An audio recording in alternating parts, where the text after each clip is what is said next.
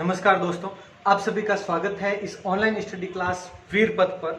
आज हम वन वनस्पति वन्य जीव अभ्यारण्य उद्यान इन सब का अंतिम वीडियो लेकर आए। इस अंतिम वीडियो में हम जितने भी इनसे संबंधित महत्वपूर्ण पॉइंट्स हैं जो पीछे रह गए थे वो करने वाले हैं। अब ध्यान रखना, इस वीडियो के बाद में वीडियो 40 से लगाकर ये हो गए आपके 56 यानी 56। इन सभी 17 वीडियोस का टेस्ट होने वाला है यूट्यूब पर ही, तो वो मैं बता दूंगा आपको लास्ट में। तो देख लें अभी वन वनस्पति से संबंधित कुछ महत्वपूर्ण पॉइंट से संबंधित। पहले तो करते हैं कुछ महत्वपूर्ण दिवस के बारे में करते हैं। तो कौन कौन सा है वो देखो। 21 मार्च जो महत्वपूर्ण है वो मैं बता रहा हूं, सिर्फ पर्यावरण से संबंधित या इनसे संबंधित है उनके बारे में। 22 मार्च क्या है इस दिन, मैं वो बता रहा हूं अभी, और लगभग आपको पता भी होगा। 22 मार्च, 22 अप्रैल, 22 मई, 3 मई, 5 जून और 16 सितंबर। ये कुछ महत्वपूर्ण डेट्स है। ये कौन सा दिवस है उस दिन, तो वो देखो। 21 मार्च सबसे पहले वानिकी, विश्व वानिकी दिवस, विश्व वानिकी दिवस। उसके बाद में 22 मार्च को विश्व जल दिवस, विश्व जल दिवस। उसके बाद में 22 अप्रैल, इन दोनों में काफी कंफ्यूजन होता है, ध्यान रखना। इस दिन होता है विश्व पृथ्वी दिवस, विश्व पृथ्वी दिवस 22 अप्रैल को। उसके बाद में 22 मई विश्व जैव विविधता दिवस, जैव विविधता दिवस।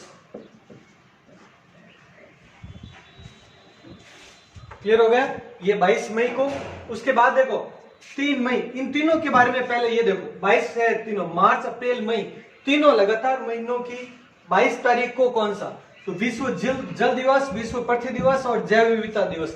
तीनों में कंफ्यूजन, और इन दोनों में तो बहुत ज्यादा कंफ्यूजन होता है, इधर का इधर हो जाता है। तो इसके लिए ध्यान रखना आप, जल सबसे पहले जल, उसके बाद में पृथ्वी यानी जमीन, फिर जीवन होगा। सबसे पहले जल, फिर जमीन और फिर जीवन। जल, जमीन, जीवन, इस तरीके से आप याद रखना। जल सबसे पहले, जमीन उसके बाद और जीवन उसके बाद। तो विश्व जल दिवस 22 मार्च, विश्व पृथ्वी दिवस 22 अप्रैल, विश्व जैव विविधता दिवस 22 मई। क्लियर, ये हो गए इन तीनों के बारे में। अब 3 मई को है विश्व ऊर्जा दिवस, विश्व ऊर्जा दिवस, यह है 3 मई को। और 5 जून को सबको पता ही है, विश्व पर्यावरण दिवस, विश्व पर्यावरण दिवस। और 16 सितंबर विश्व ओजोन दिवस, पर्यावरण से संबंधित है इसलिए ये भी बता दिया आपको, ओजोन दिवस। ये हो गया। इसके बाद में अब देखना आप, ये सब है ये क्लियर। एक विश्व वानिकी दिवस तो ये हो गया। वानिकी सप्ताह, ये बात से संबंधित ही है। कभी अगर ये पूछ लें वानिकी सप्ताह कौन सा है प्रतिवर्ष, जो वानिकी सप्ताह उससे संबंधित अगर पूछ लें तो वो होगा आपके, जहां तक एक नेट पर भी देखा, 2-3 जगह पर ये देखा था कि 1 से 7 जुलाई ये वानिकी सप्ताह कहलाता है, यानी जुलाई का फर्स्ट वीक वानिकी सप्ताह। तो ये देख लेना आप पॉइंट। इसके बाद में कुछ और महत्वपूर्ण पॉइंट्स करते हैं। अब हम 2 संस्थानों के बारे में पढ़ लेते हैं। पढ़ा होगा आपने काजरी, तो काजरी और आफरी, इन दो के बारे में पढ़ा होगा आपने, वनों से संबंधित है, लिख लेते हैं। तो काजरी, पहले ये क्या है वो देखो आप, ये है central arid zone and research institute. तो central arid zone and research institute ये है काजरी, यानी जिसका अर्थ होगा केंद्रीय शुष्क क्षेत्र एवं अनुसंधान संस्थान। अनुसंधान संस्थान, तो इसमें देखो कहां पर है, एक तो ये पूछा जाता है जोधपुर में। कब स्थापना की गई, तो 1959 में स्थापित। फिलहाल इसके बारे में यही देखें, क्योंकि कृषि करेंगे तो इस प्रकार की बहुत सारी संस्थान है वो डिटेल में पढ़नी पड़ेगी, क्योंकि वन वनस्पति के बाद में कृषि का चैप्टर आएगा, उसमें बहुत सारी संस्थान होंगी। तो ये काजरी के बारे में देख लेना क्या है। उसके बाद में है एक है आफरी, AFRI। इसके बारे में क्या है वो देखो आप, आफरी क्या है, तो यह है एरिड फॉरेस्ट रिसर्च इंस्टीट्यूट। तो अर्थ होगा शुष्क वन अनुसंधान संस्थान। क्लियर। इसकी भी स्थापना कहां पर, जोधपुर में। लेकिन कब की गई, 1988 में स्थापित हो गया। तो ये दो कुछ एक वनों से संबंधित पॉइंट्स थे, पीछे रह गए थे, वो दिवस हो गया। और एक हमने बाघ परियोजनाएं पढ़ी थी, तो बाघ परियोजनाओं के सूत्रधार ये देखना आप, बाघ परियोजनाओं के सूत्रधार कौन थे, तो वो है कैलाश सांकला। कैलाश सांकला, जिन्हें टाइगर मैन ऑफ इंडिया कहा जाता है, टाइगर मैन ऑफ इंडिया इन्हीं को कहा जाता है। इन्होंने दो बुक लिखी है, एक तो टाइगर और एक लिखी है return of tiger. Return of tiger, ये दोनों बुक इन्होंने ही लिखी है। तो बाघ परियोजनाओं के सूत्रधार हो गए कैलाश सांकला। इसके बारे में ये नोट डाउन कर लें आप, स्क्रीनशॉट ले लें, फिर आगे करते हैं। अब कुछ ऐसे उद्यान अभ्यारण्य जो अभी नहीं लिख पाए हम पहले, जो वन्य जीव अभ्यारण्यों में शामिल नहीं है, उनके बारे में कर लेते हैं। और वो महत्वपूर्ण भी है, परीक्षाओं में आते भी है, तो ध्यान रखना इनके बारे में। तो सबसे पहले ये देखो आप, सत्याग्रह उद्यान।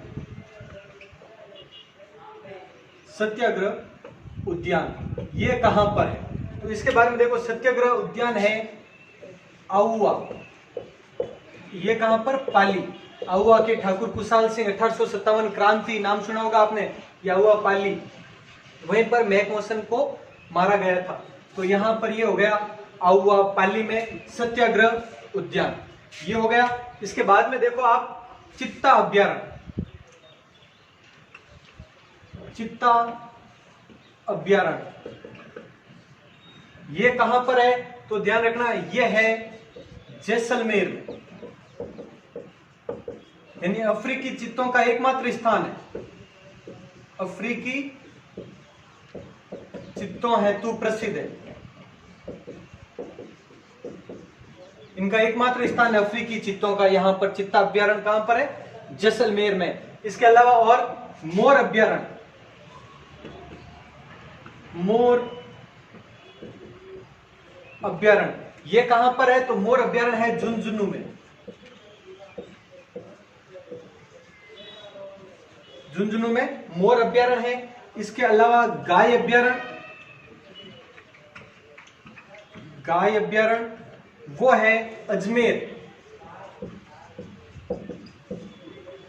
गाय अभ्यारण्य अजमेर में हो गया। भालू अभ्यारण्य,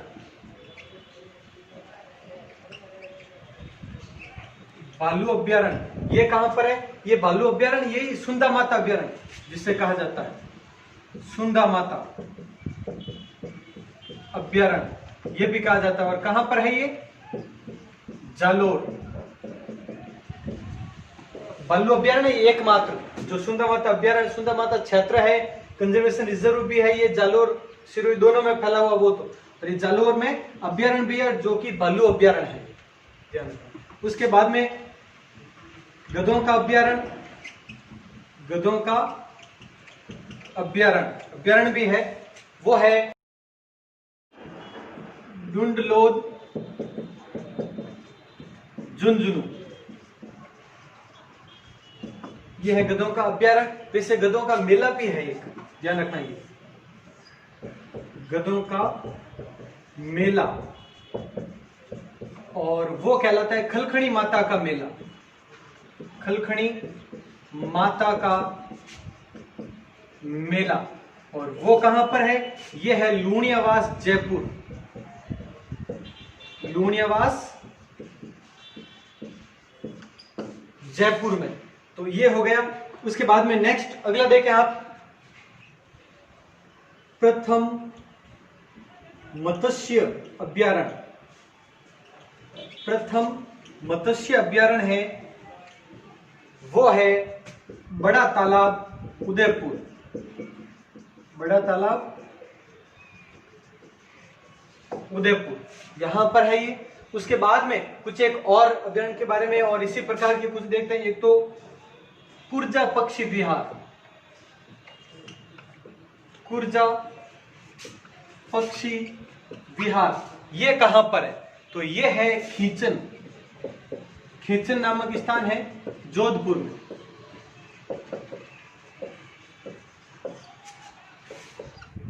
और ये खींचन है कहां पर? जोधपुर की फड़ौदी तहसील। खींचन फड़ौदी जोधपुर, जोधपुर जिले की फड़ौदी तहसील में खींचन गांव, तो वहां पर है कुर्जा पक्षी विहार। इसके अलावा और क्या देखो, जोधपुर में हमने अमृता देवी तो पहले पढ़ लिया है, और माचेस सफारी पार्क पढ़ लिया। एक धावाडोली, धावाडोली अभ्यारण्य जो अभी तक नहीं पढ़े हैं किसी वीडियो में, मैं वही बता रहा हूं आपको, कोई भी पॉइंट पीछे रह गए तो ये भी कहां पर है? जोधपुर में है। बाकी बिसलपुर पढ़ चुके हैं हम, टोंक वाला, और सबसे पहला था वो कंजर्वेशन रिजर्व, हम पढ़ चुके हैं सब। तो ये हो गए आपके पूरे। एक कुछ एक जो अलग पॉइंट्स और है जिनके बारे में नहीं पढ़ पाए, तो वो देखो। एक तो पान की खेती को क्या कहते हैं? ये क्वेश्चन आए हुए हैं इसलिए मैं बता रहा हूं आपको साथ में। पान की खेती को बजेड़ा कहते हैं, ये ध्यान रखना। एक बार क्वेश्चन आया था, बजेड़ा कहते हैं। क्लियर? एक हमने पलाश वृक्ष लिखा था, तो उस पलाश को और क्या कहते हैं? उस वृक्ष को हमने जंगल की ज्वाला वगैरह लिख दिया उसके बारे में। और क्या कहते हैं? और उसे कहते हैं किंसुक, और उसको कहते हैं फाल्गुन का पाहुन। फाल्गुन का पाहुन, पाहुन यानी पावना, पाहुन का अर्थ पावना ही होता है। तो ये हो गया, ये पलाश को कहा जाता है, ध्यान रखना। इसी का उपनाम है, उसमें ही लिख देना, जब पलाश लिखवाया था उसी पॉइंट में ये शामिल कर देना इसको भी। और एक वनस्पति और है सिंकोना। ये क्या है वो देखो। एक तो इससे कुनेन की गोलियां बनाई जाती है, कुनेन की गोलियां बनती है।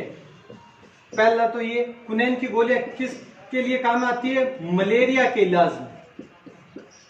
मलेरिया का इलाज होता है इन्हीं कुनेन की गोलियों से। और वो सिंकोना नामक वृक्ष की छाल से, ध्यान रखना, इसी सिंकोना नामक वृक्ष की छाल से। और वो सबसे अधिक बाड़मेर में है। सिंकोना है वो सर्वाधिक कहां पर? बाड़मेर में पाया जाता है। और इस सिंकोना वृक्ष की छाल से कुनेन की गोलियां बनाई जाती है, और वही कुनेन की गोलियां मलेरिया के इलाज में उपयोग ली जाती है। तो ये सिंकोना के बारे में देख लेना। ये जो पॉइंट अभी लास्ट में बता रहा हूं, जो कहीं ना कहीं बीच में से छूट गए थे और एग्जाम में जरूर पूछे गए हैं, ये तो उन्हीं में से मैं पॉइंट ले रहा हूं, तो मोस्ट ध्यान रखना। इसके अलावा एक मोथिया नामक घास, मोथिया। मोचिया साइप्रस भी बताया था, और एक मोथिया वो भी कहां पर है? ताल छापर चूरू में। ताल छापर चूरू में पाई जाने वाली घास है। घास का प्रकार कृष्ण मृग के लिए काफी ये उपयोगी है, फेवरेट है उसकी कृष्ण मृग की, ये मोथिया नामक घास। इसके अलावा एक कुछ सुगंधित घास के बारे में लिखवा देता हूं। जो मैं ये पॉइंट लिखा रहा हूं, ये एक प्रकार की सुगंधित घासें हैं। सुगंधित घास कहां कहां पर है और कौन सी है वो देखो आप। एक तो सूगनी, ये है जैसलमेर में, कुछ प्रमुख है वही बता रहा हूं। सूगनी जैसलमेर में है। ओलेवरी जोधपुर में, और एक मोथा ये भरतपुर में। कुछ एक प्रमुख है जो सुगंधित है, घास है वो सुगंधित है, फ्लेवर्ड है। तो ये देख लेना आप, ये घासों का प्रकार। तो इस प्रकार से ये हो गए वन वनस्पति से संबंधित सभी पॉइंट्स। तो एक बार लिख लें ये। तो इस तरह से ये वन वनस्पति का चैप्टर कंप्लीट हुआ है अपना। और अब अगले 2 दिन तक कोई भी वीडियो अपलोड नहीं होगा, क्योंकि तैयारी के लिए आपको 2 दिन का अलग से समय दिया जाता है। वीडियो कौन सा 40वां वीडियो।